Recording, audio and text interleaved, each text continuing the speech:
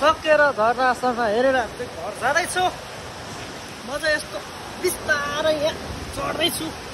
गाह्रो छ यो चाहिँ, एकदमै अप्ठ्यारो, एकदमै गाह्रो छ हेर्नलाई पनि।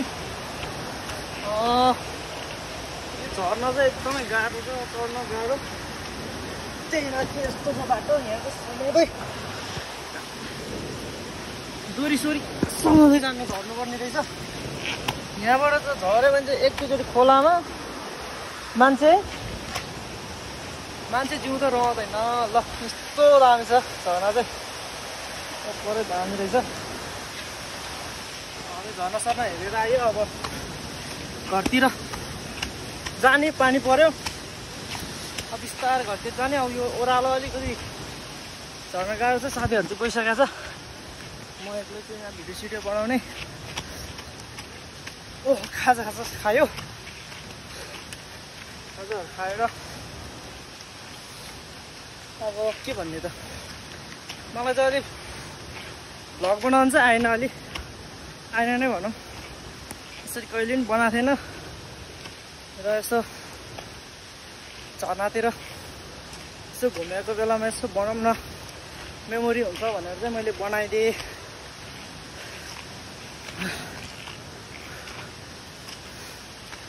अब घर गइन्छ, खानासाना खाइन्छ। अब फेरि भोलि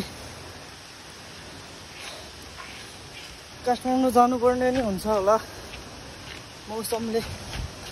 मौसम राम्रो भयो भने, नत्र चाहिँ भोलि आउनु अलिक गाह्रो छ। काठमाडौँ बाटो चाहिँ यस्तो छ है, यहाँबाट झऱ्यो भने एकैचोटि तल खोलामा, यस्तो खोलामा पुग्छ झऱ्यो भने चाहिँ।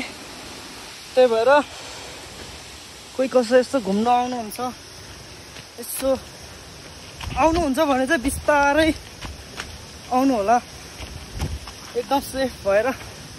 तर राम्रो चाहिँ ओभर दामी छ।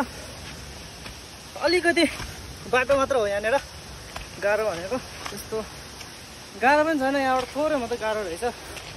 नत्र तलबाट आउँदा चाहिँ महादेवटार झरेर त्यहाँसम्म चाहिँ बाइकमा, अब गाडी बाइक जेमा आउँदा नि हुने रहेछ। हामीले चाहिँ महादेवटार बाइक राखेर आएको छु। महादेवटार बाइकमा, महादेवटारसम्म बाइकमा। र हाम्रो घर चाहिँ यहाँबाट देखिँदैन रहेछ अलिकति। पारी हो यहाँ कुहिरो लागेको ठाउँमा हो। र हामीले चाहिँ भनेको थियो